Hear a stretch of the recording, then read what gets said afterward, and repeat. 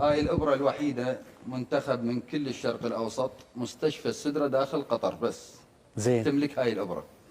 الإبرة عبارة عن فيروس عمره 14 يوم، الإبرة عمرها 14 يوم، سعرها خيالي، يعني ما يقارب اليوم بفلوسنا العراقية 3 مليار ونص، يعني مليونين و100 ألف دولار. الإمكانية سبحان الله، يعني ما توصل لهالحد لو أصفر كل شيء. فاليوم بقى هاي تليفونك. ايش تليفون؟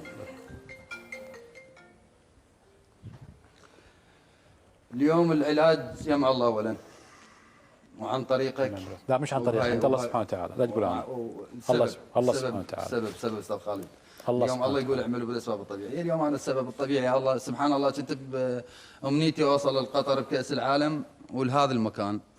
حاولت اوصل الاستاذ نشأت، وحاولت اوصل الاستاذ نور، وراسلت يعني الاسطوره. اوكي، وبعدين؟ يعني هسه الحل الوحيد الى اوبرا استاذ، الى اوبرا وبقطر. بس في قطر انت متاكد؟ بس بقطر وسويسرا. سويسرا بعيده علينا. أوكي. اليوم نحكي كعرب. اوكي، يعني تتكلم انت على مليونين دولار؟ مليونين و100. مليونين و100 دولار.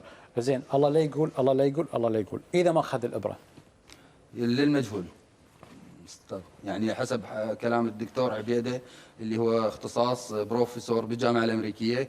قال لان هو مصاب من الدرجه الثانيه، طبعا لو من الدرجه الاولى ما يطول 3 سنوات يعيش. زين.